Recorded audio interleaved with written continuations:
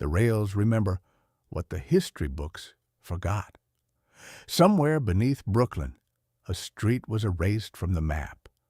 Not because of war, not because of fire, because of what happened on a November evening in 1918, when a train full of tired commuters never made it home.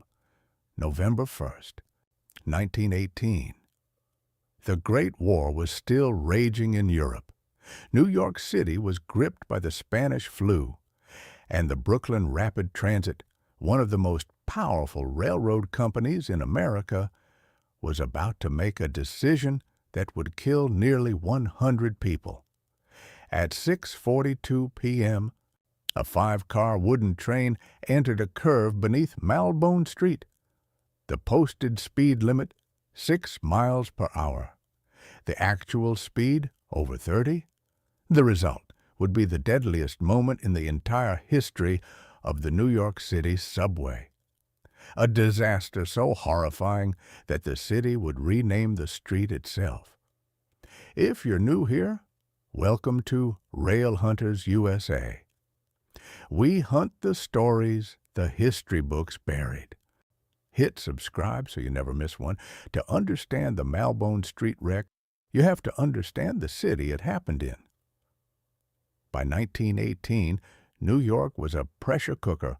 More than 5 million people lived in the 5 boroughs, and the subway, barely 15 years old, was already buckling under the weight of them all. The Brooklyn Rapid Transit Company, the BRT, was one of 2 private railroad empires battling for control of the city's underground. Rich, powerful, and almost entirely indifferent to the safety of its passengers, the BRT operated hundreds of miles of track across Brooklyn and beyond. The BRT had just opened a new tunnel section beneath Malbone Street, a tunnel with a sharp S-curve that engineers knew was dangerous. Trains were required to slow to 6 miles per hour before entering. It was a critical design flaw, and the company knew it. On the morning of November 1st, 1918, the Brotherhood of Locomotive Engineers called a strike. Hundreds of experienced motormen walked off the job. The BRT, rather than suspend service, made a catastrophic gamble.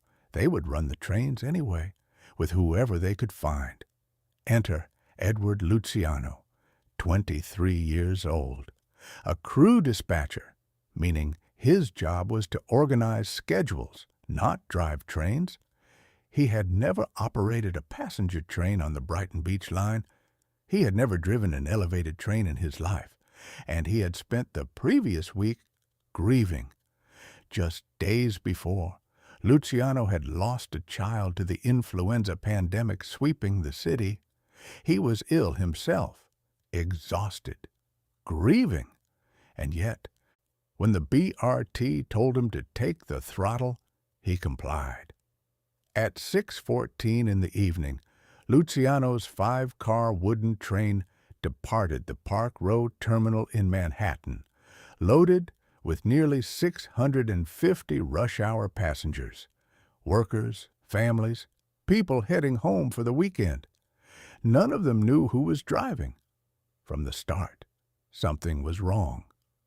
Luciano struggled with the brakes, overshooting multiple stations. Signal operators had already sent his train in the wrong direction once. The train was running late, and Luciano was pushing faster to make up time. The wooden cars themselves were a death trap waiting to happen. Older than the tunnel they were riding through, they had no modern safety equipment, no automatic speed controls, and no way to protect passengers if the cars left the rails. They were, in the words of one historian, simply coffins on wheels. By the time Luciano's train approached the Malbone Street tunnel, the evening rush was at its peak. The tunnel portal loomed ahead, dark, narrow, and curving sharply into the earth, Posted on the wall, a speed limit sign, 6 miles per hour. Luciano did not slow down. At 6:42 p.m., the front wheels of the lead car hit the curve. At 30 miles per hour, 5 times the posted limit, physics took over. The first car wobbled, then hung to the track by a thread, but the cars behind it had no such luck. The second car, a lightweight trailer car, slammed sideways into the concrete abutment wall. The impact tore the roof and one entire side completely off the car. Passengers were launched into the walls, into each other, or into the darkness. But here's what made this wreck uniquely catastrophic. The cars had been coupled in the wrong order. Instead of the usual motor-trailer alternating sequence, 2 trailer cars, the lightest, flimsiest cars in the lineup, sat back to back. When they derailed, they crumpled like paper. Survivor Walter Simonson, a civil engineer riding in the third car, later described it. As the wheels hit the tracks of this curve, I felt the car rise from the rails and turn partly over, striking against the concrete pier at the entrance to the tunnel with such force as to tear out the entire side of the car. He survived. Many did not. The fourth and fifth cars, motor cars far heavier, then plowed into the wreckage of the first cars. Survivors of the initial crash were crushed under the weight of steel and wood. The tunnel was so narrow that debris formed a wall, trapping the living alongside the dead. Above ground, the sound of the crash could be heard blocks away. Police officers stationed nearly a mile from the tunnel called their superiors. They had heard something terrible, and they didn't know what. Within minutes, thousands of people were gathered at the tunnel entrance. Rescue workers crawled into the wreckage in near total darkness. What they found was beyond comprehension. Dozens of passengers had been decapitated or impaled by wooden splinters and shards of glass. The narrow tunnel made stretcher work nearly impossible. Nearby Ebbets Field, home of the Brooklyn Dodgers, was converted into a makeshift hospital within the hour. Hundreds of injured passengers were carried there on stretchers, laid out on the stadium floor. Doctors and nurses worked through the night. New York City Mayor John Hylan rushed to the hospitals. Standing at the bedside of a survivor named Helen Hartley, he asked what she remembered. Her answer, "To my mind, we were going about 100 miles an hour. We all knew the end was coming." By morning, the full scale of the disaster was becoming clear, at least 93 dead. Over 250 injured, the second deadliest railroad crash in American history, and the single deadliest day in the entire history of the New York City subway, a record that stands to this day. Within days, the city moved to hold someone accountable. Edward Luciano was arrested and charged with manslaughter. So were 5 high-ranking BRT executives, including the company president and vice president. The city was demanding justice, but the prosecution fell apart. Witnesses contradicted each other. Defense lawyers argued that Luciano, grieving, ill, thrown into the driver's seat against his better judgment, was not a criminal, but a victim of corporate recklessness. One by one, all 6 defendants were acquitted. But while the courts let the executives walk, the financial verdict was brutal. Lawsuits from victims and their families poured in.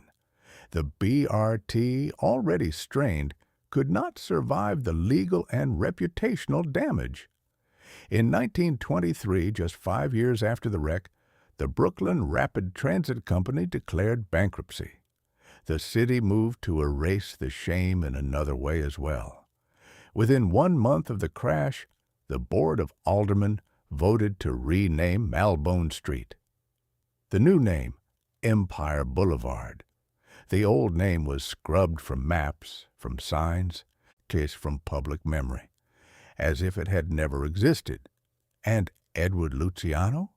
He did not go to prison. Instead, he rebuilt his life under a new identity. He changed his name to Anthony Lewis, became a house builder in Queens Village, eventually retired to Tucson, Arizona. He died in 1985. At the age of 91, he never publicly spoke about what happened.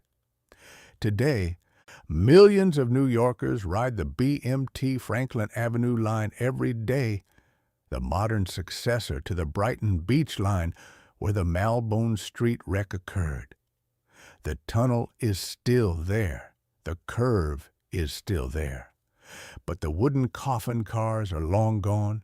The safety systems that every modern subway rider takes for granted, automatic speed controls, steel car bodies, covered third rails, mandatory operator training, many of them trace their lineage directly to the horror of November 1st. 1918, Malbone Street's dead built the safeguards for those who came after. There is still a Malbone Street in Brooklyn, a single dead-end block in Crown Heights, all that remains of the original name. The rest became Empire Boulevard, the name designed to bury the memory. But memory has a way of surviving even the most determined erasure. Historian Brian Cudahy, who wrote the definitive book on the disaster, called the Malbone Street wreck the worst mistake in the history of American urban transportation. Not the worst accident, the worst mistake, because every single factor that caused it was preventable. An inexperienced operator put behind the wheel during a strike, a corporate decision to prioritize schedules over safety, a dangerously designed tunnel curve, ancient wooden cars that had no business carrying rush-hour crowds in 1918. Every single factor was a choice made by human beings. The tunnel beneath what is now Empire Boulevard still carries high trains. If you ride the B or Q today through Prospect Park Station, you pass within feet of the place where 93 people died on a Friday evening in November. There's nothing to mark it. Just rails, just concrete, just the dark. Edward Luciano, Anthony Lewis, died in Tucson in 1985. He had lived 67 years after the crash, longer than any of his 93 victims ever would. Whether he carried the memory of that curve, those screams, that darkness, no one can say. He never spoke of it publicly. The 2019 memorial plaque is the only official acknowledgement of what happened. It was installed 101 years after the disaster. 101 years. That number tells you something about how deeply New York wanted to bury this story, and how long it took for those 93 voices to be heard. On November 1st, 1918, the Brooklyn Rapid Transit Company put a grieving, ill, untrained dispatcher in the driver's seat of a passenger train and hoped for the best. 93 people paid for that hope with their lives. The company paid with its existence, and a street paid with its name. The rails remember what the history books forgot. Somewhere beneath Empire Boulevard, the curve is still there, the concrete is still there, and now so is the story. That's the Malbone Street wreck, the disaster New York tried to erase. If this story got to you, hit like, leave a comment with what surprised you most, and subscribe so you're here when we uncover the next one. Rail Hunters USA. The rails remember.